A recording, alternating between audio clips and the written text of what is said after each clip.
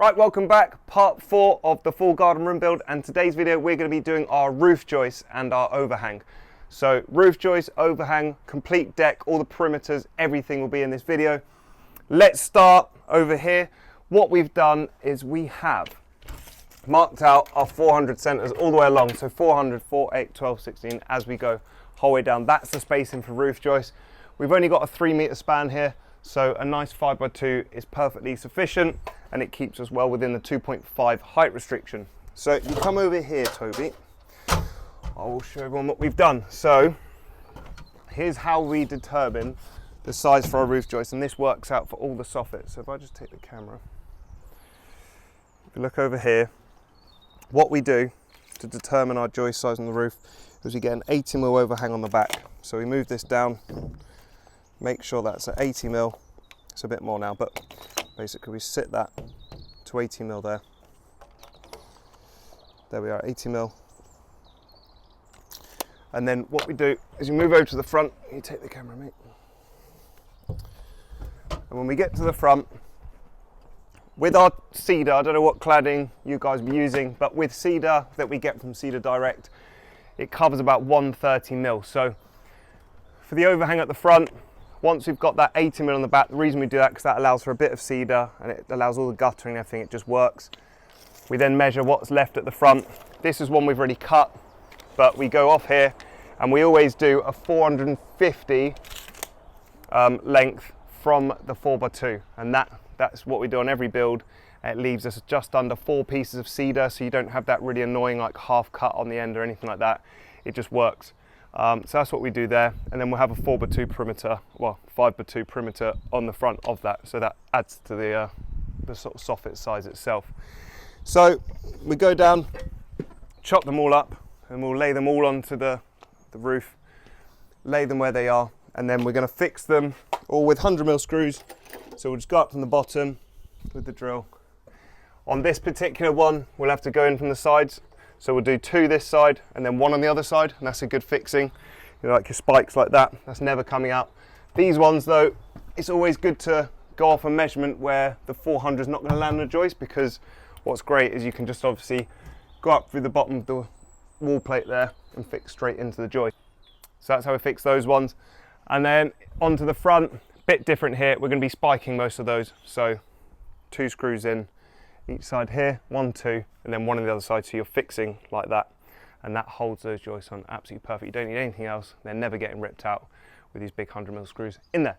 So that's how we fix them, so let's get on with it. That is the joists up. They're all cut, measured, placed down where we want them on our 400s. Now what we'll do is we fix each end. So we take our tape, we get our 450 measurement, because we know that's what we're leaving here. It's going to be 450. Yeah, we have to climb up here and we pull them out to the 450 that we wanted on the front. We'll do that end, and we'll do that end, and then we'll fit the string line. As you can see there, that's the string line.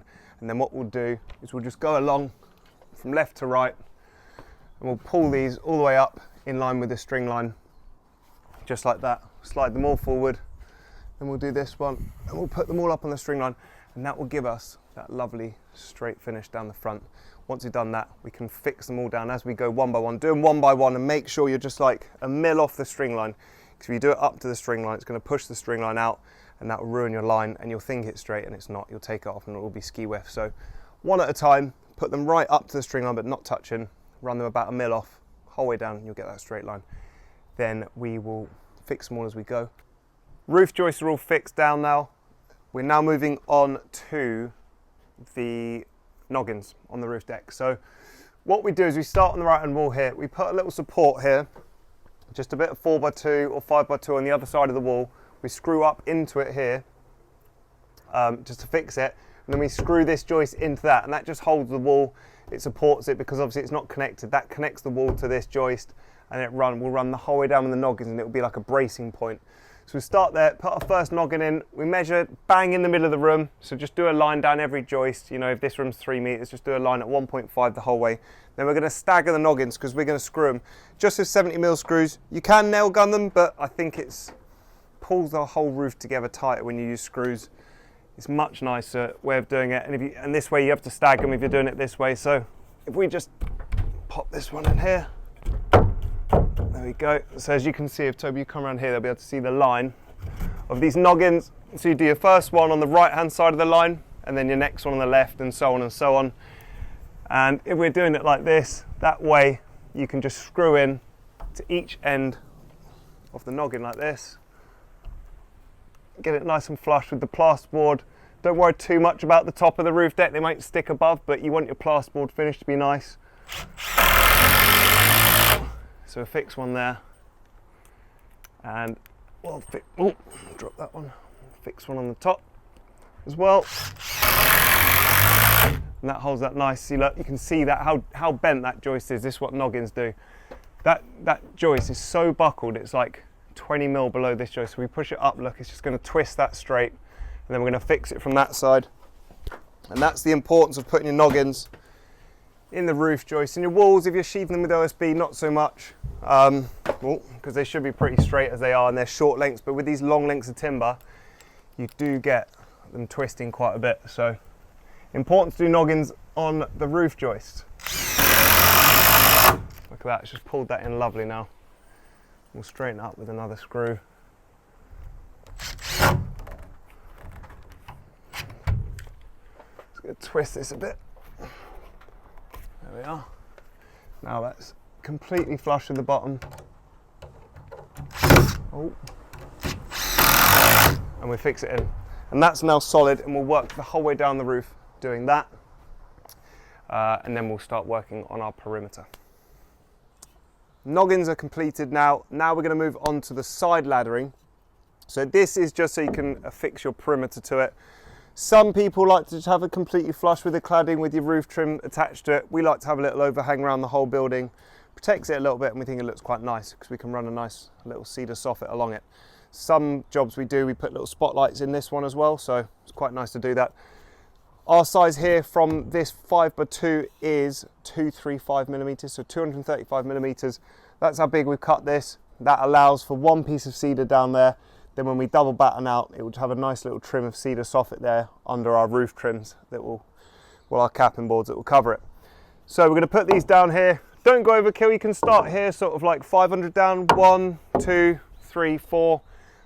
That should be sufficient. So we're going to go around and fix that laddering on. We'll do it on each side of the room, so the left side and the right side. Then once we've done that, we're going to cut our full lengths of our perimeter, and we're going to go fit those up. So we screw these in from the inside out. So we'll fix them, 100mm screws. As it's laddering, it's the roof deck. Want some nice support on it. Put it up to it, and then screw from the inside out with 100mm through the 5x2 roof joist on the perimeter edge. Lovely. So if you come around here, Toby, we'll just show them what you mean. If you go inside the room, we'll be screwing just through this joist here into the back side of this, and it will hold it nice and tight. So we've now got our perimeter edge. So we finished our laddering, as you can see, 1, 2, 3, 4, 5 on this one. Don't need it at the front because the front perimeter is going to catch that piece there. We'll lift it all up when it's all going up to be lined up. But as you can see, we just put the side perimeter on. That's obviously going to be the same length as all your other joists because it's the side. You need two people to really hold it up, fix it. And then all we do to get the length of the front one simply is measure from the end of that to that one over there, and then cut it, hold it up, pin it. So what we do is we nail gun these on. The technique for this, I can't really record it because it's quite hard. We need another person to hold the camera. There's only two of us.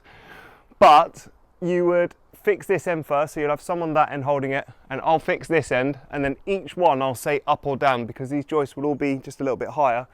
And as we go down, we'll manipulate the wood up and down the whole way, and we'll make it completely flush underneath. So that will just fit all the soffits on really nicely, and that will straighten all the ends of the timber out in line with that. So like I say, fix it, go up or down that end to leverage it.